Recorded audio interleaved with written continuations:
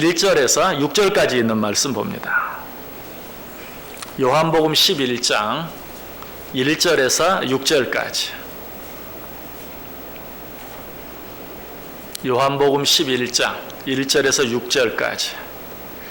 한 절씩 교독합니다. 제가 먼저 1절 읽습니다. 어떤 병자가 있으니 이는 마리아와 그 자매 마르다의 마을 베다니에 사는 나사로라.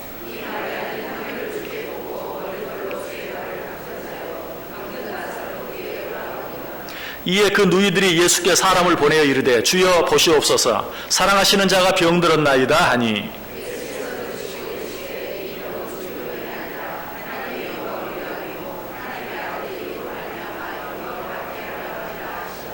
예수께서 본래 마르다와 그 동생과 나사로를 사랑하시더니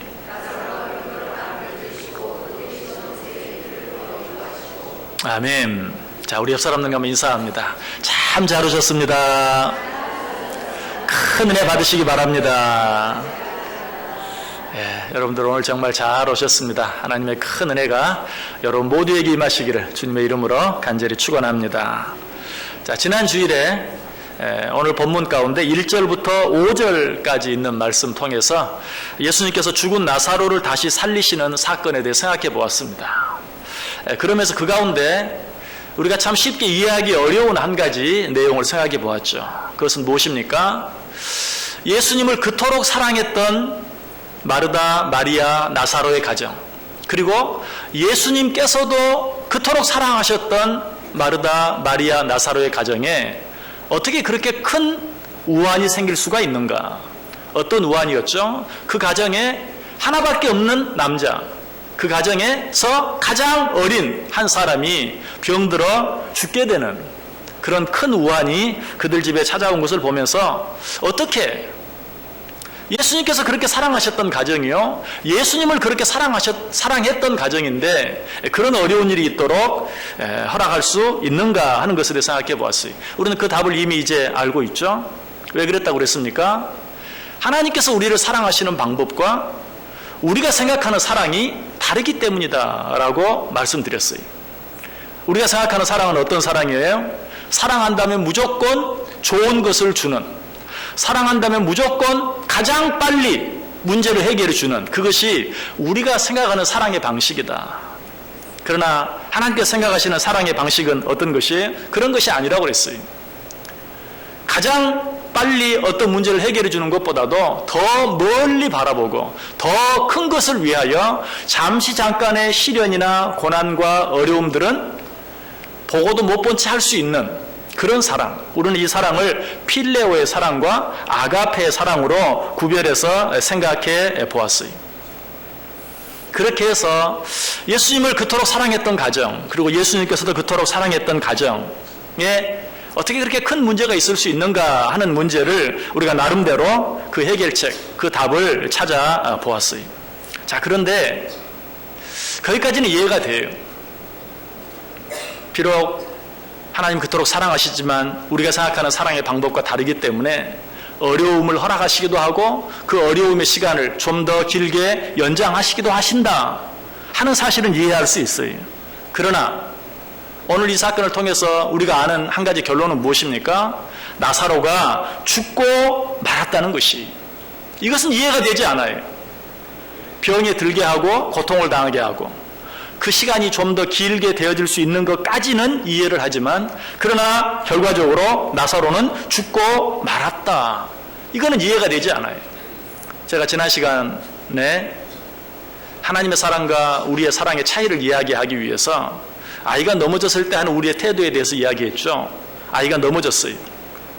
그런데 아이가 넘어졌을 때 즉시 달려가서 호호 불어주면서 약을 발라주고 밴디지를 붙여주는 사랑은 우리가 생각하는 인간적인 사랑의 모습이라고 그랬어요. 그러나 그 아이를 정말 사랑한다면 어떻게 할 수도 있다? 가서 도와주지도 않고 호호 불어주지도 않고 약을 발라주지도 않고 밴디지를 붙여주지도 않고 일어나, 괜찮아, 그 정도 가지고 울지 마, 그 정도 가지고 죽지 않아 라고 말하면서 아무것도 해주지 않을 수도 있다. 그러면서 제가 뭐라고 말씀드렸습니까? 즉시 달려가서 불어주고 약 발라주고 밴디지 붙여주는 사랑은 옆집 아저씨 사랑이고, 괜찮다고 하면서 일어나도록 스스로 일어나도록 책망 비슷하게 말하는 그 사랑은 아버지의 사랑이다라고 말씀드렸어요. 충분히 이해할 수 있어요. 그러나 그 아이가 넘어져서 죽게 되었는데도, 그 아이가 넘어져서 죽어가고 있는데도 일어나! 충분히 일어날 수 있어!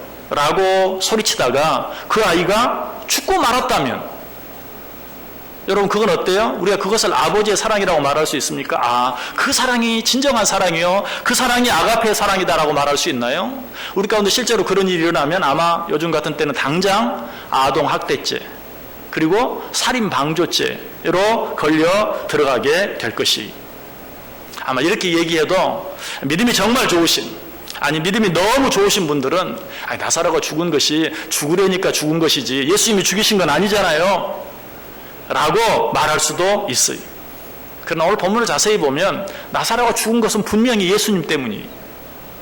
6절 말씀 보세요. 나사로가 병들었다 함을 들으시고 그 계시던 곳에 이틀을 더 유하시고. 나사로가 병들어 죽어왔다는 소식을 듣고도 곧바로 달려가지 아니하고 이틀을 지체하심으로 말미암아서 나사로는 결국 어때요? 죽고 말았어요. 이 사실에 대해서 마르다가 그리고 마리아가 분명히 말하죠. 그때 주님이 여기 계셨더라면 내 동생 나사로가 죽지 아니했을 터인데, 결국 뭐예요? 예수님이 이틀이나 지체하심으로 말미암아서 죽지 않아도 될 나사로가 죽고 말았다는 것이. 여러분, 의사가 환자가 아파 죽겠다고 하는데도 즉시 달려가지 아니하고 이틀이나 더 시간을 끌 수 있는 유일한 한 가지 이유는 뭡니까? 환자는 죽겠다고 소리치지만 의사가 봤을 때는 절대로 죽을 위험이 없을 때 그렇게 할 수 있는 것이.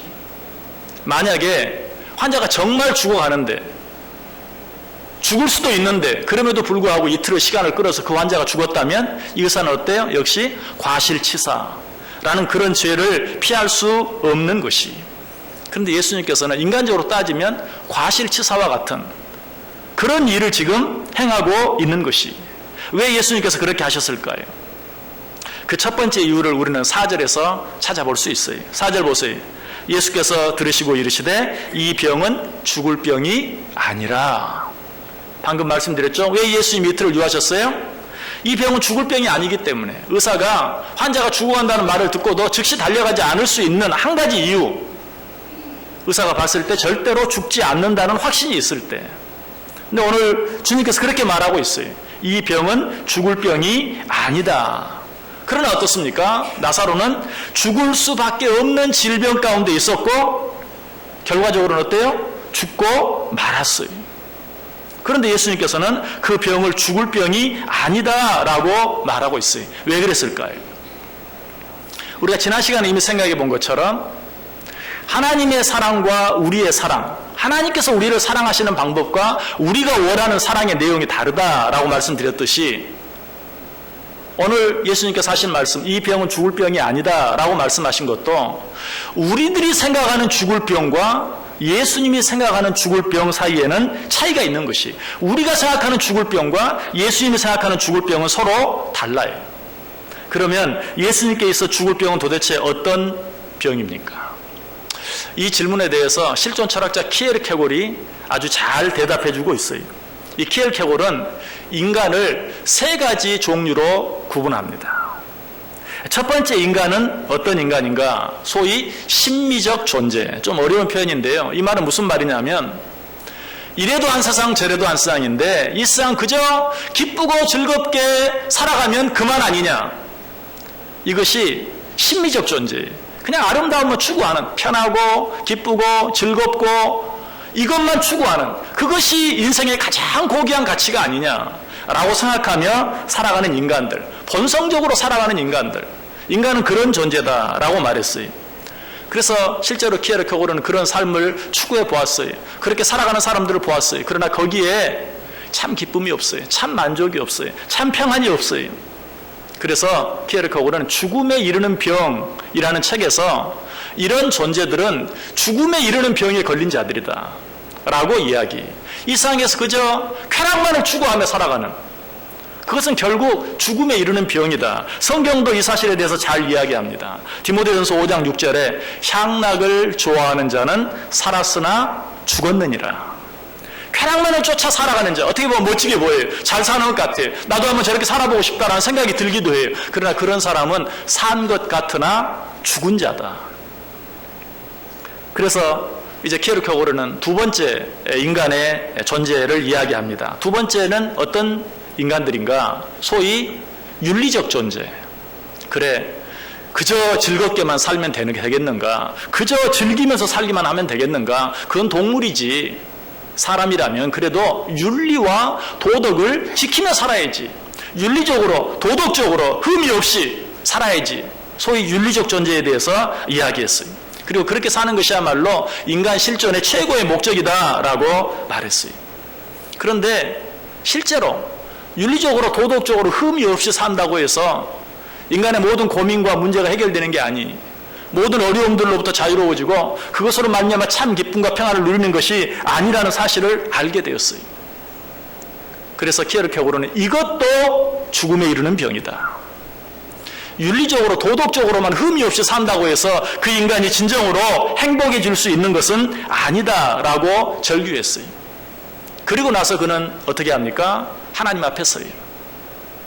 하나님 앞에 유한한 존재로서 하나님 앞에 서서 하나님의 도움을 구하고 하나님의 도움을 바라는 그런 삶, 그 하나님을 믿고 살아가는 삶, 그 삶만이 진정으로 이 세상을 살아가면서 소망 가운데 기뻐하며 즐거워하며 살아갈 수 있는 삶이라는 것을 깨닫고 키에르케고르는 이 존재를 종교적 존재다라고 말해요. 인간은 심미적으로 세상적인 쾌락을 추구하면서 거기에서 참 행복을 느낄 수 있는 존재도 아니고, 윤리적, 도덕적으로 흠이 없이 산다고 해서 거기에서 참 행복을 느낄 수 있는 존재도 아니다. 인간은 신 앞에서, 하나님 앞에서 단독자로 나는 유한한 존재임을 깨닫고 하나님의 도움을 구하며 살아가는 삶, 그것만이 진정으로 소망 가운데 기뻐하며 즐거워하며 행복하게 살아갈 수 있는 존재다라고 말했어요. 여러분, 그래서 그는 이런 존재를 종교적 실존이라고 불렀는데요. 자, 여기서 키에르케고르가 말하는 죽음에 이르는 병은 어떤 것입니까? 어차피 한 세상 이렇게 살든 저렇게 살든 그저 기쁘게 즐겁게만 살자. 아니, 그건 동물적인 삶이다. 윤리적으로, 도덕적으로 흠이 없이 살자 라고 말하는 이 모든 것 어때요? 그것은 다 죽음에 이르는 병이었어요. 그렇다면 그가 발견한 죽음에 이르지 않는 병은 어떤 병이었습니까?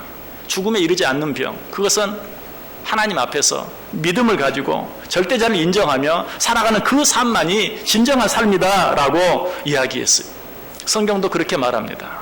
육신적인 죽음, 그것을 죽음이라고 말하지 않아요. 질병으로 말미암아 죽는 죽음, 이 땅에서의 수명이 다하여 죽는 죽음, 그것을 성경은 죽음이라고 말하지 않아요. 그래서 회당장 야이로의 딸이 죽었을 때 성경은 뭐라고 말합니까? 예수님께서 뭐라고 말합니까? 이 아이가 죽은 것이 아니라 잔다라고 이야기했어요. 그때 사람들은 비웃습니다. 그러나 주님께서는 이것은 죽은 것이 아니다, 이것은 자는 것이다 라고 이야기하고 있어요. 계속해서 예수님께서 뭐라고 말해요? 나는 부활이요 생명이니 나를 믿는 자는 죽어도 살겠고 무릇 살아서 나를 믿는 자는 영원히 죽지 아니하리라. 이런 말씀들을 통해서 우리는 예수님이 생각하시는 죽음과 우리가 생각하는 죽음 사이에는 분명히 차이가 있어요. 이미 죽어버린 회당장 야이로의 딸을 보면서도 죽은 것이 아니라 잔다. 분명히 죽을 병에 걸려서 죽어가고 있는 나사로를 보면서도 이 병은 죽을 병이 아니다 라고 말하고 있어요. 자, 여기서 예수님께서 생각하시는 죽음과 우리가 생각하는 죽음, 어떤 차이가 있는 것입니까? 예수님께서 말하는 죽음은 영적인 영원한 죽음을 말하는 것이요, 우리가 생각하는 죽음은 육적인 이 세상에서의 우리의 삶이 맞춰지는 죽음을 말하는 것이. 그렇다면 주님께서 보실 때 죽을 병에 걸린 자들은 누구일까요? 아직도 하나님을 믿지 아니하고 아직도 예수 그리스도를 믿지 아니함으로 말미암아서 영원한 생명을 얻지 못한 자들, 그들이 죽을 병에 걸린 자들이, 육신의 질병을 가지고 그것으로 말미암아 죽어가고 있는 나사로, 그가 죽을 병에 걸린 것이 아니라 그의 죽음을 보면서 그가 죽어가는 모습을 보면서 또 그가 죽었을 때 그의 죽음을 보면서 이제는 모든 것이 끝났구나 라고 슬퍼하고 절망하고 있는 자들이 죽음에 이르는 병에 걸린 자들이, 죽어가고 있는, 육신적으로 죽어가고 있는 나사로가 죽을 병에 걸린 것이 아니라 그 죽음이 끝인 줄 알고 이제 더 이상 소망이 없다고 생각하고 절망하고 낙심하고 실망하는 자들이 죽을 병에 걸린 자들이다. 그래서 주님께서 죽은 나사로를 보고 슬퍼하신 것이 아니라 죽은 나사로를 보면서 절망 가운데 있는 자들을 보면서 비통히 여기시고 그들을 불쌍히 여기셨던 것을 보게 돼요. 오늘 보면 뒤로 가시면 33절에 보세요. 예수께서 그가 우는 것과 또 함께 온 유대인들이 우는 것을 보시고 심령에 비통히 여기시고 불쌍히 여기셨다. 아니, 사람이 죽었는데 비통히 여기고 슬퍼 우는 것 뭐가 이상합니까? 그런데 주님께서는 그들을 보시고 비통히 여기시고 민망히 여기셨다, 불쌍히 여기셨다라고 이야기하고 있어요. 왜? 지금 죽은 것이 아닌데 저 안에는 영원한 생명이 있고 그는 이제 부활할 것이고 영원한 생명을 누리게 될 것인데 그것이 끝인 줄 알고 이제는 아무런 소망도 없다고 생각하고 슬퍼하고 절망 가운데 있는 그 누이들과 유대인들 모여서 슬퍼하고 있는 유대인들을 보면서 불쌍히 여겼다. 왜? 너희들에게는 영원한 생명이 없구나. 아니, 너희들은 영원한 생명을 모르는구나. 너희들은 저 하나님의 나라에 대한 소망이 없구나. 그것을 보면서 비통히 여기시고 그들을 불쌍히 여기셨다. 물론 인간적인 죽음을 슬퍼하는 것 자체가 문제가 있다, 그런 말 아니. 예수님께서도 나사로의 죽음을 보면서 눈물을 흘리셨다고 말합니다. 35절에 나오죠. 예수께서 눈물을 흘리시더라. 사랑하는 나사로의 죽음을 보고 눈물을 흘리셨어요. 우리도 그럴 수 있어요. 아무리 하늘의 소망, 천국의 소망이 있다 할지라도 육신적으로 다시 그를 대할 수 없다는 서운함, 슬픔 때문에 눈물을 흘릴 수 있어요. 울 수 있어요. 슬퍼할 수 있어요. 지금 주님께서는 그것을 문제 삼는 것이 아니, 주님께서 비통히 여기신 것은 그들이 죽음 앞에서 인간적으로 슬퍼하는 그것을 보고 비통히 여기신 것이 아니고 이제 그는 죽었다, 모든 것이 끝났다, 이제는 예수님이라도 아무것도 할 수 없다 라는 그런 슬픔, 그런 절망을 보시고 비통히 여기셨다라고 말하고 있어요. 저는 이 주님의 마음을 아주 조금 이해할 수 있을 것 같아요. 어떻게? 장례식에 가면 죽은 사람이 어떤 죽음으로 죽었든지, 뭐 좀 일찍 세상을 떠날 수도 있어요. 질병으로 떠날 수도 있어요. 우리가 소위 말하는 호상이라는 죽음도 있지만, 그러나 아직은 아닌데 왜 벌써? 라고 생각할 수밖에 없는 어떤 죽음도 있어요. 그럼에도 불구하고 그 죽음을 당한 당사자보다는 항상 마음이 유가족 가운데 또 그 장례식에 참석한 사람들 가운데 아직도 예수님을 알지 못하고 하나님을 알지 못하고 살아가는 자들에 대해서 불쌍히 여기는 마음이 항상 다 커요. 정말 인간적으로는 이해할 수 없고 받아들이기 쉽지 않은 죽음이라 할지라도 거기에는 소망이 있어요. 그가 예수 그리스도를 믿었다면 인간적으로는 너무너무 서운하고 슬프지만 하나님의 품에 안겨 있을 그 삶을 생각하면서 감사할 수 있어요. 찬송할 수 있어요. 그러나 그 죽음을 슬퍼하면서 이제 모든 것이 끝났다고 생각하는, 아직도 하나님을 알지 못하고 영원한 죽음을 향해 달려가면서도 자기들의 그 죽음을 생각하지 못하는, 하나님을 알지 못하는 자들을 볼 때 얼마나 마음이 더 답답하고 얼마나 마음이 더 비통한지 몰라요. 그래서 저는 장례식에서도 정말 말씀을 전할 때마다 이 가운데 혹시 하나님을 아직도 알지 못하는 자들이 있다면 이 기회를 통해서 그들이 하나님을 만날 수 있게 해달라고 기도하는 마음으로 말씀을 전하고 장례 모든 예배들을 진행해요. 오늘 주님의 마음이 그러했다는 것이, 죽은 나사로보다도 나사로가 죽어버렸다고 생각하고 슬퍼하고 있는, 이제는 예수님이라도 아무것도 할 수 없다고, 우리가 더 이상 바랄 수 있는 어떤 소망도 없다고 슬퍼하고 있는 자들을 보면서 예수님께서는 비통해 하셨다는 것이. 자, 그렇다면 주님이 생각하실 때 죽을 병에 걸린 자는 나사로가 아니고 누굽니까? 거기에 모여서 나사로의 죽음을 슬퍼하는 자예요. 그렇다면 예수님 입장에서는 누구를 먼저 치료해야 할까요? 병원 응급실에 가면 중병에 걸린 사람, 더 심각한 병에 걸린 사람부터 치료하는 것이 순서예요. 여러분, 응급실이 예약받는 거 봤습니까? 응급실은 절대 예약을 받지 않아요. 급하면 달려가요. 그러나 먼저 갔다고 해서 먼저 치료받는 거 절대 아니에요. 내가 먼저 갔어도 어떤 사람이 나보다 나중 왔어도 나중 온 환자가 더 생명이 위급하면 그 사람 먼저 치료해요. 나는 먼저 갔다 할지라도 좀 기다릴 수 있고 좀 시간이 지체되어도 문제가 없다면 나는 순서에서 뒤로 밀릴 수 있어요. 그것이 맞는 것이죠. 자, 오늘 주님이 보았을 때 누가 죽을 병에 걸렸어요? 나사로가 아니고 죽어버리면 모든 것이 끝이라는, 이제 그 뒤에는 아무것도 없다고 생각하는 나사로의 죽음을 바라보는 모든 자들이 오히려 더 큰 중병에 걸려 있는 것이. 그래서 예수님께서는 나사로를 죽어가고 있는 가운데서 살리는 것보다도 죽어버리면 모든 것이 끝이 나는, 일상 죽음 이후에는 아무것도 없다고 생각하는 그들에게 영원한 나라에 대해서, 영원한 생명에 대해서 알려주는 것이 더 시급했어요. 주님은 그것을 가르쳐 주시기 위해서 나사로가 죽을 병에 걸렸다고 하는데도 이틀을 더 지체하셨던 것이. 자, 이제 나사로가 죽을 병이 아니라는 사실 때문에 예수님께서 서두르지 아니하셨고 이틀을 더 지체하셨다. 왜 그러셨을까 하는 것에 대해서 좀 설명이 되셨습니까? 결국 그로 말미암아 어떻게 되었습니까? 많은 사람들이 예수를 믿게 되었어요. 뿐만 아니라 마르다와 마리아도 그 사실로 말미암아서 큰 유익을 얻게 되었어요. 어떤 유익입니까? 만약에 예수님께서 이틀을 지체하지 아니하고 즉시 달려가셨다면 죽은 나사로를 살리는 기적을 그들은 보지 못했을 거예요. 그렇죠? 그냥 병든 자를 고쳐주시는 기적 정도만 체험했을 거예요. 그러나 예수님께서 이틀을 더 지체하심으로 말미암아서 죽은 자도 살리실 수 있는 주님의 능력을 체험하는 은혜를 누리게 되었어요. 나사로도 마찬가지죠. 나사로도 예수님이 즉시 달려가셨다면 병을 치료해주는 기적. 여러분도 이런 하나님의 은혜를 많이 체험하죠. 병에 걸렸다가 고침을 받는 은혜, 그런 은혜를 체험하는 것에서 끝났을 거예요. 그러나 예수님 이틀을 더 지체하심으로 죽었다가 살아나는 부활의 기쁨, 부활의 은혜를 체험하게 되었어요. 나사로, 마르다, 마리아 뿐입니까? 그 장식에 참여했던 모든 사람들도 어떻게 되었다고요? 그로 말미암아서 죽음의 모든 것이 끝이라는 생각에서 벗어나서 영원한 생명이신 부활의 참 근원이 되시는 예수 그리스도를 믿게 되었다. 45절 보세요. 오늘 보면 뒤에 있는 45절. 마리아에게 와서 예수께서 하신 일을 본 많은 유대인이 그를 믿었다라고 이야기하고 있어요. 그를 믿었다. 예수님이 즉시 달려갔다면 아마 그 사람들은 예수를 믿지 않았을 거예요. 아마 병 낫는 죽어가는 그 나사로의 병을 치료해 주시는 예수의 모습을 보고 아마 어쩌다가 이제 나을 때가 됐으니까 나았을 거야. 딱 나을 시간에 예수님이 오신 거지. 뭐 등등 하면서 예수를 믿지 않았을 거예요.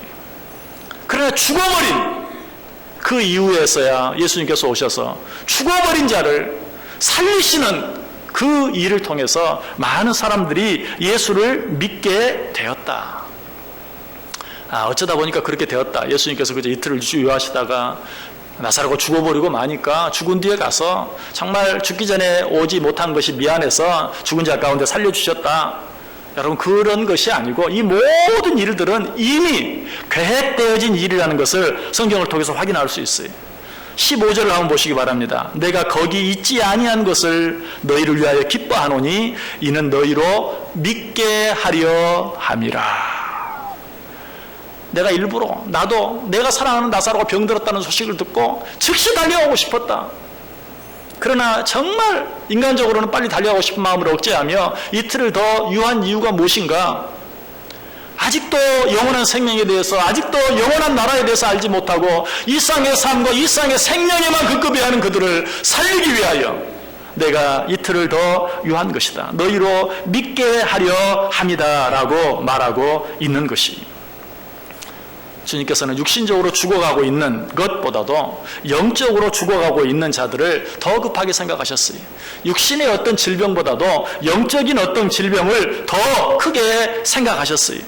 여러분, 육적인 죽음은 그야말로 잠시 자는 것에 불과해요. 아까 야이로의 딸에게 이 아이가 죽은 것이 아니라 잔다. 정말 영원한 시간 속에서 우리의 육신의 죽음은 잠깐 잠자는 것에 불과해요. 그래서 성경은 또 뭐라고 말하죠? 주님이 다시 오실 때 자는 자들이 다 일어날 것이다 라고 이야기하고 있어요.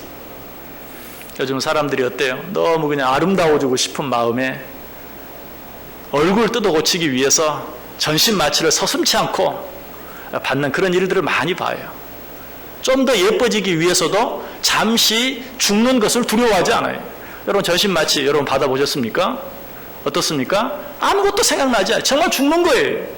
의사가 말합니다. 염려하지 마세요. 조금 자다가 일어나면 다 깨끗해져 있을 거예요. 그 말을 믿고 잠시 정말 죽음과 방불안, 그러다가 실제로 아주 죽는 일도 적지 않이 있죠. 그래도 조금 예뻐지기 위해서 잠깐 죽는 일을 얼마든지 받아들일 수 있어요. 아니 돈 주고 그런 일을 해요. 오늘 성경은 뭐라고 말합니까? 죽는 것이 아니다. 자는 것이다. 이 잠에서 깨어날 때는 너희들에게 영원한 삶이 있다. 영원한 생명이 있다. 이것을 믿느냐? 라고 우리에게 말씀하시고 그것을 우리에게 가르쳐 주시기 위해서 죽어가는 나사로가 죽어가고 있다는 소식을 듣고도 이틀을 더 유하심으로 영생이 무엇인지, 육신의 질병보다 더 무서운 질병이 무엇인지, 육신의 죽음보다 더 무서운 죽음이 무엇인지를 우리에게 가르쳐 주시기를 원하셨다는 것이. 여러분 정말 육신의 죽음은 아무것도 아니에요. 성경은 육신의 죽음을 뭐라고 말합니까? 죄와 죄의 권능 곧 율법으로부터 벗어나는 일, 죄와 죄의 권능 곧 율법으로부터 자유케 되는 일이라고 말하고 있어요.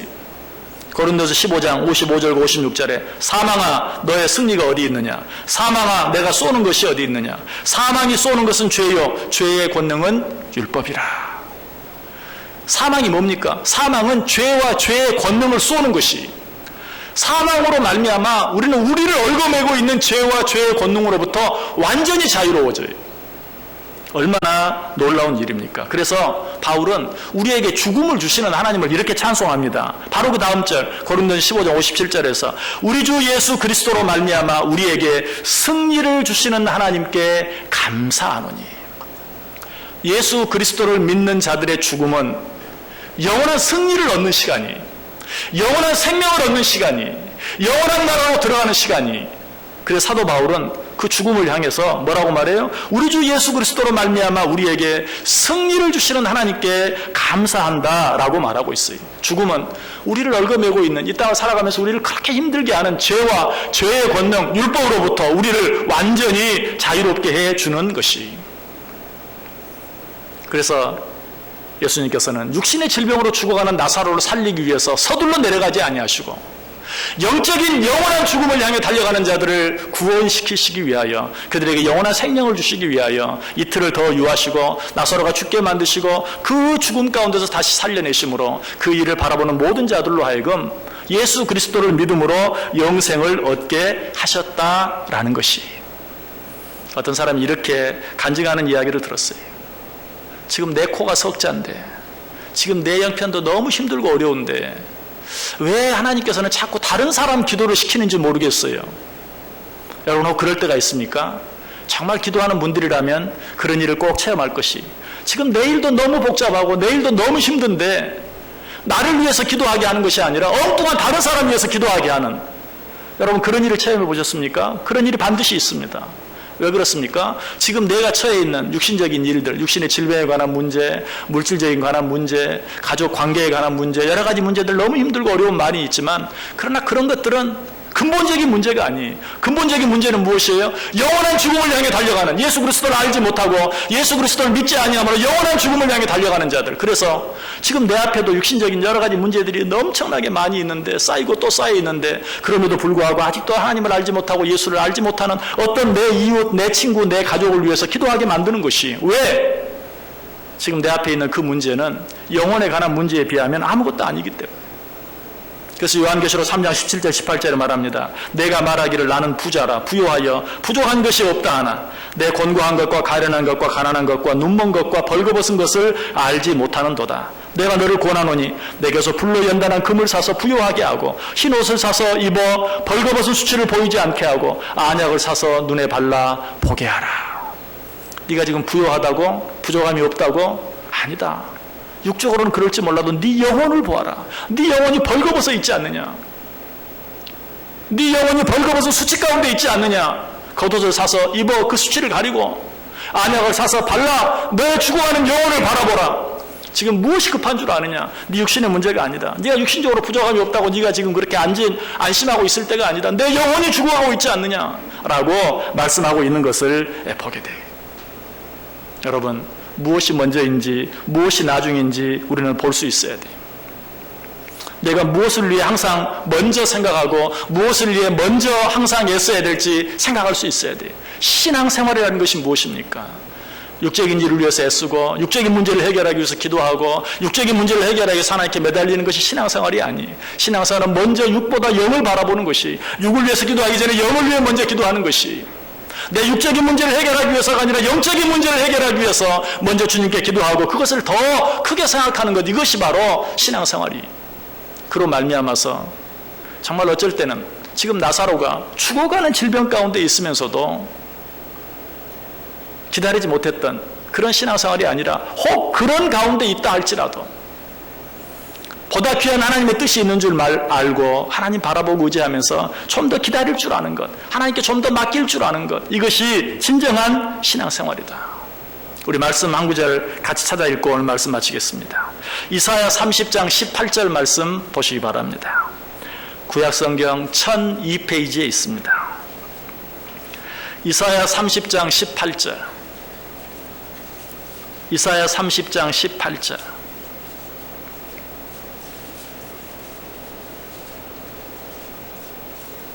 이사야 30장 18절. 우리 다 같이 읽습니다. 그러나 여호와께서 기다리시나니 이는 너희에게 은혜를 베풀려 하심이요 일어나시리니 이는 너희를 긍휼히 여기려 하심이라. 대저 여호와는 정의의 하나님이시라. 그를 기다리는 자마다 복이 있도다. 아멘. 여러분, 너무나 답답한 일이 있습니까? 힘든 일이 있습니까? 하나님께서 기다리신다고 말해요. 왜? 우리에게 진정한 은혜를 주시기 위해서. 그러나 때가 되면 어떻게 하신다고요? 정말 우리 눈에 보기에는 더딘 것처럼 보이지만 때가 되면 그 하나님께서 일어나셔서 어떻게 우리를 긍휼히 여기시고 당신의 귀한 뜻을 이루어 주실 것이다. 우리는 눈앞에 있는 어려운 일 때문에 주님을 향해 늘 말합니다. 주여, 왜 나를 돌아보지 않습니까? 주여, 왜 나를 이 물에 빠져 죽게 만드십니까? 예수님의 제자들이 그랬죠. 우리의 죽게 된 것을 왜 돌아보지 아니하십니까? 그러나 주님의 대답은 뭐였어요? 이 믿음이 적은 자들아, 내가 너희들이 죽어가고 있는 것, 물 가운데 빠져 죽어가고 있는 것 내가 모르겠느냐? 내가 몰라서 이러고 있겠느냐? 기다려라. 너희를 향한 나의 더 놀라운 뜻과 계획이 있다. 기다려라. 때가 되면 내가 일어나리니, 때가 되면 내가 너희를 향한 나의 뜻을 이룰 것이니, 너희들이 기다리기만 하면 그것이 너희들에게 은혜가 되고 너희들에게 축복이 될 것이다. 오늘 하나님께서 우리에게 주시는 말씀, 내게 주시는 말씀으로 받을 수 있기를 바랍니다. 기다리는 자마다 복이 있느니라. 기도하겠습니다. 하나님, 감사합니다. 우리는 내 생각으로 우리 하나님을 판단하려고 합니다. 내 지혜로 하나님을 재려고 합니다. 하나님은 나보다 항상 더 높은 곳에 계시고 하나님의 생각은 항상 내 생각보다 더 높은 것을 믿게 하여 주옵소서. 그 믿음으로 말미암아 지금 내 앞에 어떤 일이 있다 할지라도 두려워하거나 염려하지 아니하고, 아니 그것 때문에 원망하거나 불평하지 아니하고 한 번 더 위를 바라보고 한 번 더 주님 바라보며 좀 더 참고 인내하며 기다릴 때에 아버지께서 우리를 향해 계획하신, 우리로서는 상상할 수도 없는 크고 놀라운 일을 이루어 가시는 그 은혜를, 그 축복을 받아 누리는 자들 되게 해 주옵소서. 예수님의 이름으로 기도드리옵나이다. 아멘.